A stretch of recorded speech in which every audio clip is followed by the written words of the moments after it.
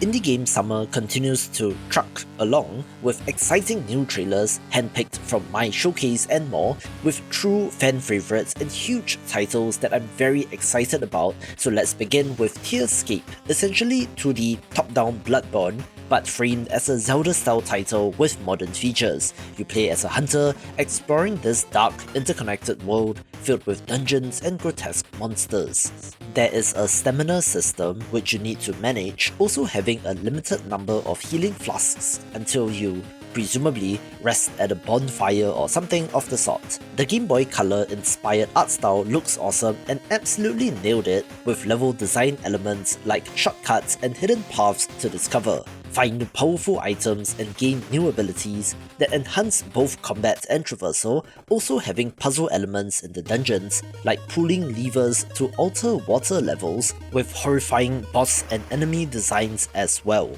The game formerly known as Standalone is now Ovis Loop, a sci-fi pixel art roguelike platformer which looks fantastic, in which you play as a robo-sheep wielding a great sword, battling through a post-apocalyptic world overrun by wolves, where you download skills from defeated enemies and modify them, creating unique combat styles, with their playtest being live, and you can request access via their Steam page. This video is brought to you by Dragon Song Tavern, Cozy and Adventurous, an adventure RPG where you manage a seaside tavern alongside your sibling. You can choose to play as either Gracie, a warrior, or Elio, a bard, or customize your own character to begin your journey. This combines farming, fishing, cooking, and crafting, with exploration and turn-based combat being a stress-free, cozy gaming experience which can be relaxing and healing. Having an almost storybook kind of presentation and looks wonderfully chill. You'll gather ingredients including over 40 different plant types and rare items like moonlight honey and shadowy mushrooms, which can then be used to create unique dishes and beverages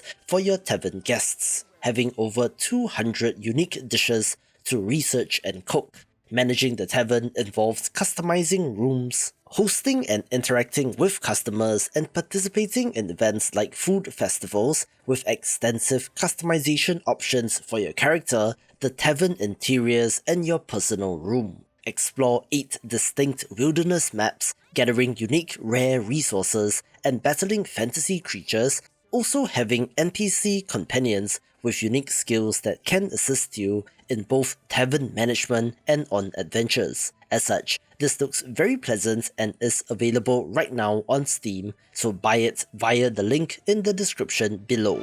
Dragon Song Tavern. Cozy and adventurous. The follow-up to the pixel art action platformer Berserk Boy is titled Berserk B.I.T.S, a bottom-of-screen desktop idle RPG similar to Rusty's Retirement, but of course Mega Man Battle Network inspired, just like how the original drew from Mega Man X. You are training a digital buddy called a BIT, or Battle Intelligent Teammate, to battle viruses and explore the internet. You can customize your BIT by importing your own pixel art sprite sheets, giving your virtual companion a personal touch, or you can select from an array of existing ones, where this developer is known for their pixel art, which looks absolutely gorgeous. As a semi-idle game, you can leave it running while watching YouTube or doing something else on your desktop, allowing you to monitor your BIT's progress while you work or relax. Collect and craft a variety of battle chips to enhance your BIT's abilities in real-time combat as they take on a variety of enemies. You also have your very own home net space which you can customize and decorate, having side missions to complete, and will even be able to earn medals for various achievements. There's also a story-driven campaign and plans for regular updates post-launch, where I'm just a huge fan of this developer's art and will certainly be of interest. One of the most ambitious-looking survival crafting titles is Blind Descent, set 10 miles beneath the surface of Mars. So how's that for an intriguing setting? Down here, it is not a barren red desert planet, but one that is, somehow, lush and green, complete with storms and its own ecosystem. You and up to 3 friends descend down a cave to locate a missing pioneer team, but an elevator crash leaves you stranded with no contact with the surface. As you explore, you'll discover a vast subterranean world teeming with alien life, dense jungles, and bizarre weather patterns. Survival requires adapting to harsh conditions by building shelters, crafting tools, and fending off predators using weapons like bows, spears, and rifles. It has a handcrafted world with diverse environments, including dark caverns, toxic tunnels, and underwater areas, definitely giving off Subnautica vibes, being alien but yet familiar for survival game fans. Whisper Mountain Outbreak is an isometric co-op survival horror game set in 1998, where you and up to 3 friends are trapped on the fog-covered Mount Bisik after a mining operation awakens an ancient curse. As agents of the secretive Brim organization, you must explore the mountain's eerie environments, solve intricate puzzles, and battle waves of monstrous creatures to uncover the truth and escape. The game features a blend of 2D pixel art characters and 3D environments, creating a claustrophobic and unsettling atmosphere. Choose from 6 unique classes, each with distinct skills and perks to suit your playstyle. You can use a variety of melee and ranged weapons, craft items, and upgrade your abilities to survive the horrors that lurk in the shadows. While you can play this solo, it is probably best with friends, where you have to decide whether or not to stick together or to split up to search more quickly. Teamwork is crucial, with in-game proximity voice chat and the need to share scarce resources, and looks like quite the challenge, with the news being that this has an early access release date set for August. In case you missed it, the one more thing in my summer showcase is Verho, a dark fantasy first-person dungeon crawler inspired by classics like King's Field, as well as more recent entries like Lunasid, set in the cursed lands of Yareth, where revealing one's face means instant death. You navigate a world where masks are the only protection against the curse of faces. As a nameless protagonist, you explore interconnected regions filled with hidden paths, ancient temples, and lurking dangers. Combat is deliberate and challenging, requiring careful timing and strategy. You can customize your playstyle by choosing from various masks, each granting unique abilities, and by discovering a range of weapons and spells. The game's atmospheric throwback visuals look sick, not for everyone of course, but I like it, so if any of the recent King's Field-like games such as Fly Night have got your attention, then this should as well. Switching gears, The Great Coffee Keeper is a cozy pixel art RPG where you play as Detective Hoodsworth, an owl with a keen eye and a love for coffee. When the town's coffee beans vanish on a stormy night, it is up to you to solve the mystery. Explore a charming, retro-inspired world filled with quirky townsfolk, each with their own secrets. Use your spark glass to uncover hidden clues and engage in fast-paced clue battles that blend bullet hell mechanics with classic RPG elements. Like Tearscape mentioned earlier, you can see some of the Game Boy Color influence in the art style, which is very well done, which, combined with humorous dialogue and the whole whimsical mystery thing, and you have yourself what looks like quite the delightful adventure, where the main detective owl design is just perfect, which makes this of note. Up and down the indie roller coaster we go with Band of Crusaders, a dark medieval tactical strategy RPG which places you at the helm of a knightly order in a corrupted Europe, where sins have birthed demonic horrors. As Grandmaster, you command up to 20 unique Crusaders, each with distinct backgrounds and abilities, navigating a world where every decision carries weight. Combat unfolds in real time with a slow motion mechanic demanding precise unit positioning and synergy. The absence of fixed classes allows for versatile multi-role builds through skill trees and equipment choices. You will have a base camp which serves as a hub for recruitment, training, and healing, directly influencing your campaign's success. The game's dynamic world reacts to your actions, with changing seasons, a day-night cycle, as well as invasion of demonic forces, which then triggers a reaction from the humans and ultimately your own faction. It is very grimdark and moody, drawing upon historically accurate medieval elements and where the demonic creatures are inspired by biblical descriptions and European folklore, creating a pretty haunting atmosphere where you can permanently lose characters in combat, seeming to have some Darkest Dungeon influence. Granvir is a third-person action roguelite where you pilot a customizable mech through war-torn zones, battling enemies on your way to the extraction point. You scavenge the battlefield for parts to upgrade your Granvir's arms, legs, torso and weaponry, really having quite the range of possible parts and combinations. Between missions, you manage your campaign by taking on loans to afford ammunition, aiding locals for support, and choosing a path through which vary in terms of available resources. Combat is dynamic, allowing you to equip devastating melee weapons like swords and rocket spears, or powerful ranged weapons such as cannons and flamethrowers as you move around the battlefield, and resembles Mech Warrior in some ways. Defeating enemy ace pilots unlocks unique parts, enhancing your customization options, and is something different in the roguelite space. A more classic action roguelite is Ascend to Zero, a sci-fi title with an isometric camera, but where you're able to manipulate time to destroy your enemies and to save a world on the brink of destruction.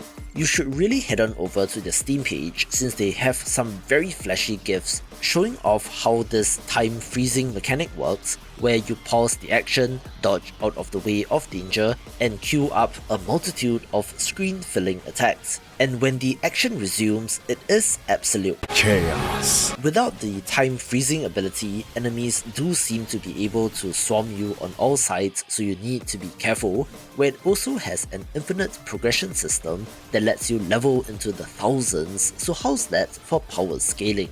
The anime-inspired character designs look great, and there are a variety of unique playable characters as well, each specializing in different combat styles and might just be the next big roguelike. We also have the follow-up to Nocturnal from 2023, a pretty decent action platformer which was limited in scope since the developers themselves say upfront that it is about 3 hours in duration, but they are back with Nocturnal too, this time turning it into a full Metroidvania while still retaining their absolutely gorgeous art style. You play as a flame bearer exploring a slumbering city, but what sleeps in the dark is reluctant to wake, turning hostile and being determined to extinguish your fire. The flames are used not only in combat, but also to rekindle ancient mechanisms and torches as you reawaken this city. Combat emphasizes aerial juggling and precise timing, with the tragic history of the city being told through fragments of a forgotten poem which you can collect and looks very sleek. I was pleasantly surprised to see Liquidation in the list of games which applied to be in my showcase, being a very StarCraft 2 looking real-time strategy game which I thought was vaporware, but the developers have been hard at work behind the scenes, and here it is. Set in a war-torn world where sci-fi and fantasy collide, you command one of 3 unique factions, each with distinct units, abilities, and playstyles. Combat emphasizes tactical decision-making with a focus on unit positioning, army composition, cover usage, and the strategic deployment of powerful hero units. Resource management is crucial as you build and upgrade your base, research new technologies, and recruit mercenaries who each have their own background stories. Of course, multiplayer modes are a must, including casual, online ladder, and even a co-op story mode where the demo is live until June 10th, so give it a try if interested. HYPERxFANTASY is an experimental, cool, and kind of weird narrative RPG set in a brutalist dystopia teetering on the edge of digital ascension. As a dreamer, you navigate an endless megastructure using a versatile glider, traversing vast abstract spaces and advancing non-linear storylines through branching dialogue. Tasked by the enigmatic executor to digitize everyone and to save them, you soon question the cult-like hierarchy of this desolate dreamscape, uncovering a conspiracy at the core of the singularity itself. Gameplay seamlessly blends dynamic exploration, tension-filled directional swordplay, and innovative narrative mechanics, including choose-your-own-adventure style segments and striking 2D transitions that reflect the world's gradual digitization.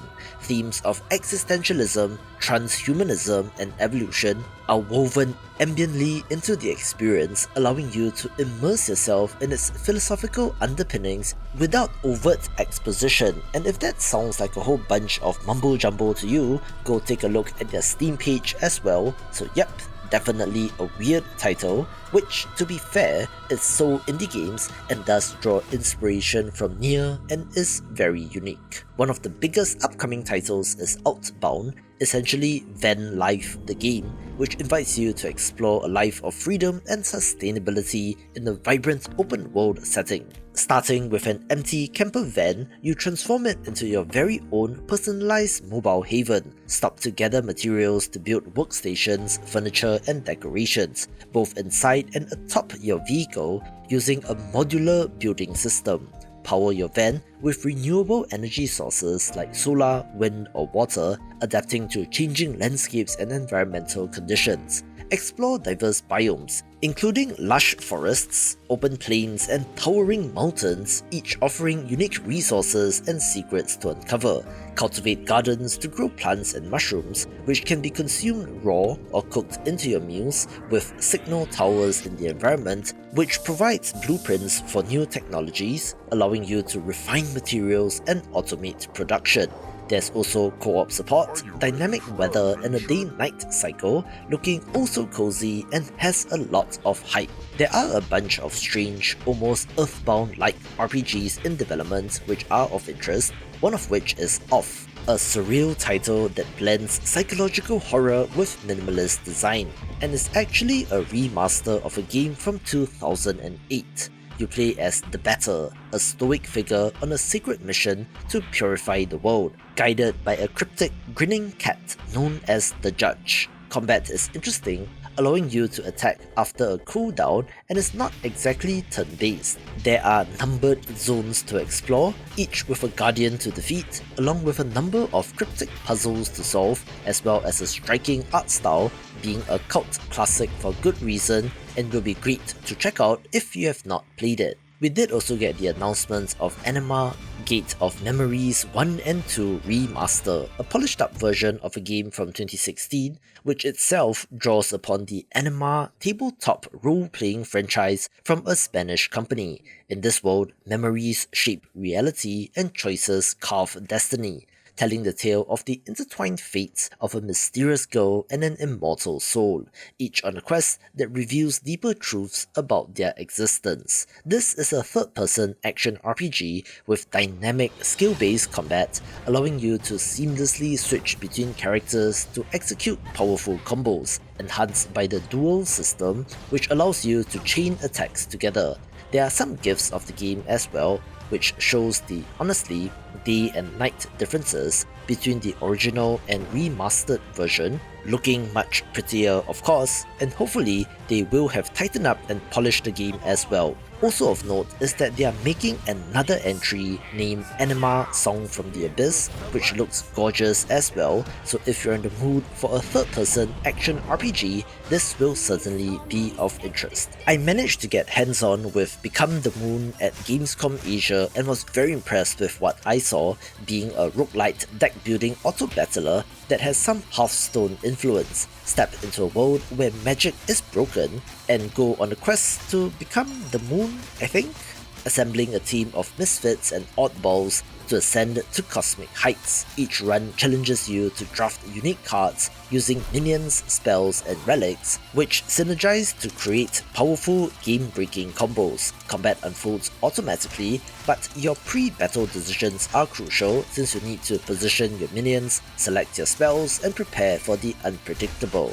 The game's vibrant, cartoony visuals look great, and does give me a little bit of a Wild Frost vibe, so maybe something would happen if you beat the game, and you'll find out soon enough since this releases in June. Fresh off the success of Anomaly Agents comes Anomaly President, a side-scrolling action platformer, but is now a roguelite and adds a management layer. You have to balance politics by day and vigilante justice by night, playing as a presidential candidate who has to campaign to win hearts and minds, while moonlighting as a warrior battling against the corrupt regimes and forces. Combat is fast-paced, offering diverse playstyles enhanced by anomaly powers acquired from defeated bosses. Your mobile base, an XCOM-looking customizable campaign bus, serves as both headquarters and transport, evolving as you progress. Recruit and manage a team of fluffies, assigning them to campaign efforts, equipment upgrades, or combat support. The game's pixel art style and dark comedy tone creates a unique atmosphere, blending political satire with action-packed gameplay, and given the pedigree, should be huge as well. A title that looks very Limbo-like is Goodbye Seoul, a side-scrolling puzzle platformer set in a collapsing city against the backdrop where there are only 6 months left before an asteroid ends everything. You play as Rion, a student who stumbles upon a secret space evacuation plan and must navigate the ruins of Seoul to find answers to what may be humanity's last hope. The city is filled with danger, including hostile survivors, unstable buildings, and the remnants of rebellion, all of which you must outwit using stealth, environmental puzzles, and careful exploration. The game features a unique 2.5D pixel art style that brings the desolate yet hauntingly beautiful world to life, with dynamic lighting and atmospheric sound design enhancing the experience. Your choices and interactions will influence the outcome, making each playthrough a personal journey of hope and survival. A long-in-development title is SacriFire, which seems to have morphed through development and is now a hybrid action RPG that blends real-time movement with turn-based precision. You play as a young priest caught in a war between gods and demons, having 2 main locations to explore in an underground city and the spirit realm. You'll shift between them to solve puzzles and uncover secrets, but the core has to be the action. Combat is technically in real time, but you can pause to target enemy limbs, chaining attacks into combos and exploiting enemy weaknesses using shape-shifting weapons. I love the pixel art sprites here, which are combined with the 3D environment and aims to subvert traditional RPG tropes, offering a morally complex story where faith and identity are tested, with it now being targeted for Q1 2026 and should not slip, I think. Fans of the channel will be familiar with 13Z The Zodiac Trials, since I have covered this a number of times, a fast-paced third-person action roguelite where you fight to become the 13th Zodiac. You choose from 4 anthropomorphic versions of animal spirits, Fox, Raven, and Panda announced so far, each with unique abilities and playstyles, taking on these trials to prove your worth. Combat is dynamic, Chaos! blending hack-and-slash action with strategic upgrades. As you progress, you'll collect scrolls and relics to enhance your powers, facing increasingly challenging enemies and bosses. Interestingly, this has co-op support for 2-4 players, so maybe Risk of Rain 2-like in some aspect, having run a number of playtests already with a good reception so far, where you can request access via their Steam page until 30th June. Singapore-based developer Spring Loaded has really blown up over the past few years following the success of Let's Build a Zoo, and naturally, they decided to make one of the most ambitious titles that I have ever seen in Let's Build a Dungeon. It's kind of meta since you are in charge of a game studio with one goal: build the greatest MMO RPG ever made. You're building the MMO game world, designing the rules, crafting dungeons, scripting quests, and placing loot, and then opening up the servers to let players come in. Will it be free to play, subscription-based, or a one-time payment, sci-fi or fantasy? That is all up to you. Every decision you make affects how your in-game players behave. Give them too much gold and the economy crashes. Make your raids too hard and your player base churns. Each virtual player has their own behavior and preferences, reacting to world events, difficulty spikes, or just boredom. On the back end, you have to manage your team, hiring, firing, and making management decisions while having to market your game, participate in festivals, deal with publishers, content creators, players, and scammers. And oh, did I mention that you can play your own virtual MMO if you want to as well? As such, you can see how insane of a prospect this is, looking to be the magnum opus of this developer, and hey, a custom trailer for my showcase of course gets them extra attention. Dredge But Trucks Truckful has been going viral on social media, getting attention and eventually signing with publisher Pocket Pair of Pal World fame, being a single-player delivery adventure that blends cozy countryside charm with a creeping sense of mystery. You drive your trusty pickup through winding roads and dusty lowlands, delivering everything from ice-cold fish to fragile heirlooms. Each errand is a test of balance and timing, thanks to the physics-based handling of the vehicle, and as you complete deliveries, townsfolk reward you with scrap, upgrades, and stories that hint at something darker. The old forest looms at the edge of the map, whispered about in local legends, where curiosity might just get the better of you as you head on in.